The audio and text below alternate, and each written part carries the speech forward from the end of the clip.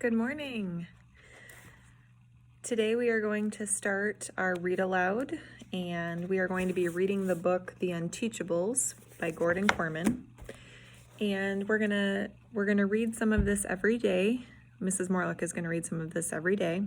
And it's just your job to listen and understand what is happening in the story. So let's get started. Chapter 1. Before we get started though, the way that this book is broken up is each chapter is going to focus on a different student in the classroom of the Unteachables. So chapter 1, Kiana Rubini. It's no fun riding to school with Stepmonster, not with Chauncey screaming his lungs out in the back seat. Don't get me wrong, I'd cry too if I just figured out that Stepmonster is my mother. But at 7 months old, I don't think he's processed that yet. He just cries. He cries when he's hungry. He cries when he's full. He cries when he's tired. He cries when he wakes up after a long nap. Basically, any day that ends in a Y, Chauncey cries. There also seems to be a connection between his volume control and the gas pedal of the SUV. The louder he howls, the faster Stepmonster drives. "Who's a happy baby?" she coos over her shoulder into the back seat, where the rear-facing car seat is anchored. "Who's a happy big boy?" "Not Chauncey, that's for sure," I tell her. "Hey, school zone, you better slow down." She speeds up. Motion is soothing to a baby. Maybe so, but as we slalom up the driveway, swerving around parked parents dropping off their kids and screech to a halt by the entrance, it turns out to be one motion too many. Chauncey throws up his breakfast. Suddenly, there's cereal on the ceiling and dripping down the windows. That's another thing about Chauncey. His stomach is a food expander. It goes in a teaspoon and comes out 5 gallons. "Get out of the car," Stepmonster orders frantically. "You have to come in with me," I protest. "They won't let me register without an adult." She looks frazzled, and I guess I don't blame her. That much baby puke must be hard to face. "I'll run home, change him, and wipe down the car. Wait for me. 10 minutes, 15 at the most." What can I do? I haul my backpack out of the SUV, and she zooms off around the circular drive. I don't even have the chance to make my usual Parmesan cheese joke. That's what it smells like when Chauncey barfs. When I first came from California to stay with Dad and Stepmonster, I thought they ate a lot of Italian food. That was a disappointment, one of many. So there I am in front of Greenwich Middle School, watching swarms of kids arriving for the first day of classes. A few of them glance in my direction, but not many. New girl, who cares? Actually, the new girl doesn't much care either. I'm a short timer. I'm only in Greenwich for a couple of months while Mom is off in Utah shooting a movie. She's not a star or anything like that, but this could be her big break. After years of paying the bills with bit parts in sitcoms and TV commercials, she finally landed an independent film. Well, no way I could go with her for the first 8 weeks. Not that I was invited. Eventually, a bell rings and the crowd melts into the school. No Stepmonster. I'm officially late, which isn't the best way to start my career in Greenwich. But short-timers don't stress over things like that. Long before it could come back to haunt me on a report card, I'll be ancient history. I check on my phone. It's been 20 minutes since 10 minutes, 15 at the most. That's SST, Stepmonster Standard Time. I try calling, but she doesn't pick up. Maybe that means she's on her way and will be here any second. But a lot of seconds tick by. No barf-encrusted SUV. With a sigh, I sit myself down on the bench at student drop-off and prop my backpack up on the armrest beside me. Stepmonster, her real name is Louise, isn't all that monstrous when you think about it. She's way less out of touch than Dad, which might be because she's closer to my age than his. She isn't exactly thrilled with the idea of having an 8th grader dropped in her lap right when she's getting the hang of being a new mom. She's trying to be nice to me. She just isn't succeeding. Like when she stands me up in front of a strange school when she's supposed to be here to get me registered. The roar of an engine jolts me back to myself. For a second, I think it must be her. But no. A rusty old pickup truck comes sailing up the roadway, going much faster than even Stepmonster would dare. As it reaches the bend in the circular drive, the front tire climbs the curb, and the pickup is coming right at me. Acting on instinct alone, I hurl myself over the back of the bench and out of the way. The truck misses the bench by about a centimeter. The side mirror knocks my book bag off the armrest, sending it airborne.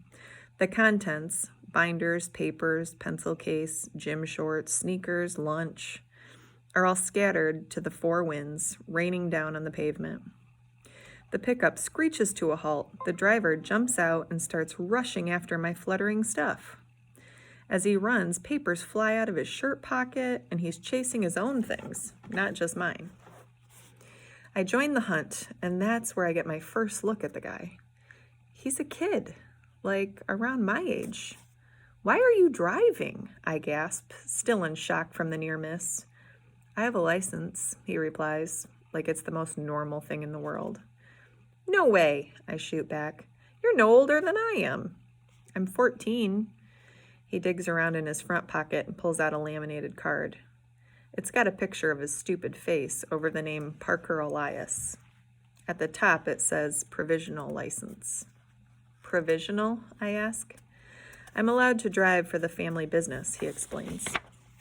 "Which is what? A funeral parlor? You almost killed me." "Our farm," he replies. "I take produce to the market. Plus, I take my Grams to the senior center. She's super old and doesn't drive anymore." I've never met a farmer before. There aren't a lot of them in LA. I knew Greenwich was kind of the boonies, but I never expected to be going to school with Old MacDonald. He hands me my book bag with my stuff crammed in every which way. There's a gaping hole where the mirror blasted through the vinyl. "I'm running late," he stammers. "Sorry about the backpack." He jumps in the pickup, wheels it into a parking space, and races into the building, studiously avoiding my glare. Still no sign of Stepmonster on the horizon. I call again, straight to voicemail.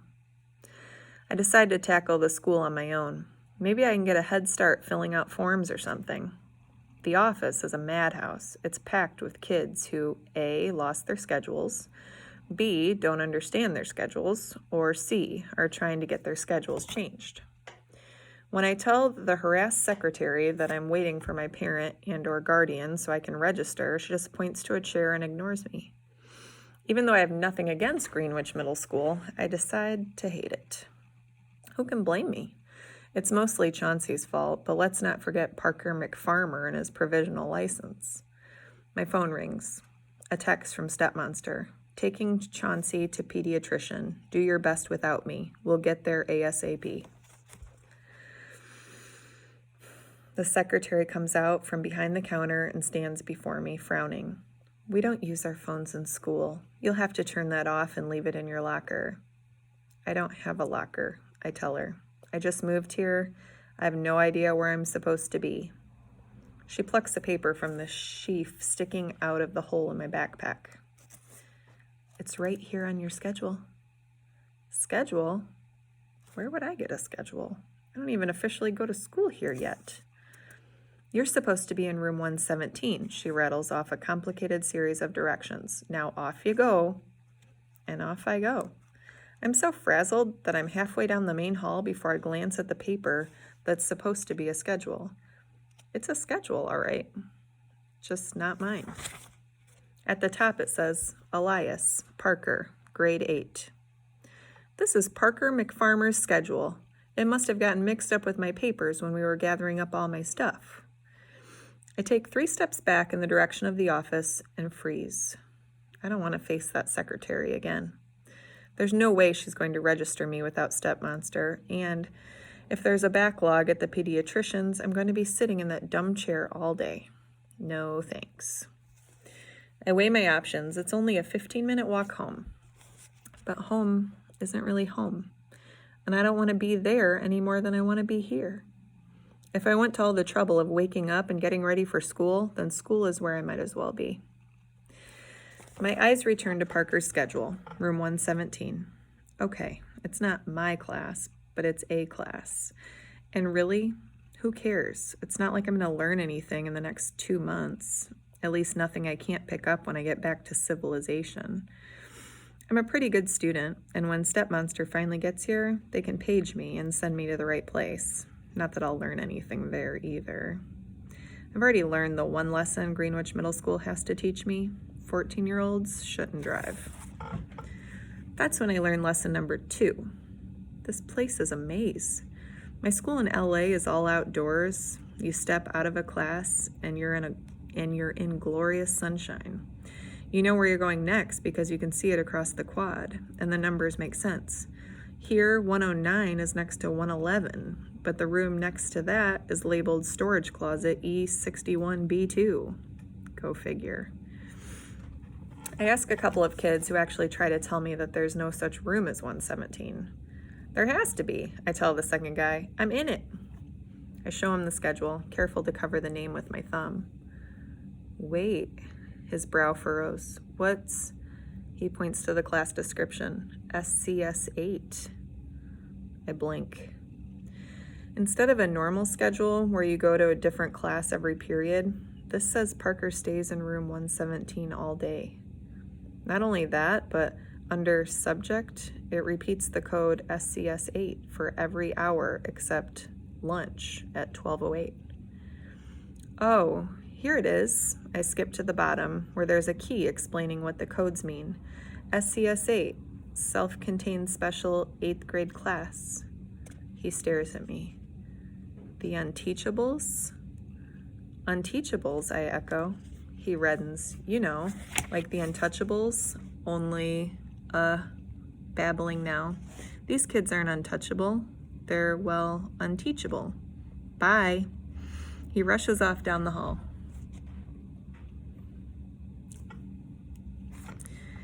And I just know. I could read it in his face, but I didn't even need that much information. Where would you stick a guy who could annihilate a backpack with a half-ton pickup truck? The Unteachables are the dummy class. We have a couple of groups like that in my middle school in California, too. We call them the Disoriented Express, but it's the same thing. Probably every school has that. I almost march back to the office to complain when I remember I've got nothing to complain about. Nobody put me in the Unteachables, just Parker. From what I've seen, he's in the right place. I picture myself sitting in the office all day waiting for Stepmonster to arrive, if she arrives. Chauncey's health scares, which happen roughly every 8 minutes, stress her out to the point where she can't focus on anything else. To quote Dad, "Geez Louise." He really says that, an example of the sense of humor of the non-California branch of my family. So I go to room 117. Turns out it's in the far corner of the school, over by the metal shop, and the home and careers room, and the custodian's office. You have to walk past the gym, and the whole hallway smells like old sweat socks mixed with a faint barbecue scent. It's only temporary, I remind myself, and since my whole time in Greenwich is temporary anyway, it's more like temporary squared. Besides, dummy class, Disoriented Express, Unteachables, so what? Okay, maybe they're not academic superstars, but they're just kids, no different from anybody else. Even Parker, he's a menace to society behind the wheel of that truck, but besides that, he's a normal 8th grader, like the rest of us. Seriously, how unteachable can these Unteachables be? I push open the door and walk into room 117. A plume of smoke is pouring out of the single open window. It's coming from the fire roaring in the wastebasket in the center of the room. A handful of kids are gathered around it, toasting marshmallows skewered on the end of number 2 pencils. Parker is one of them, his own marshmallow blackened like a charcoal briquette. An annoyed voice barks, "Hey, shut the door! You want to set off the smoke detector in the hall?" Oh my God, I'm with the Unteachables. And we'll stop there.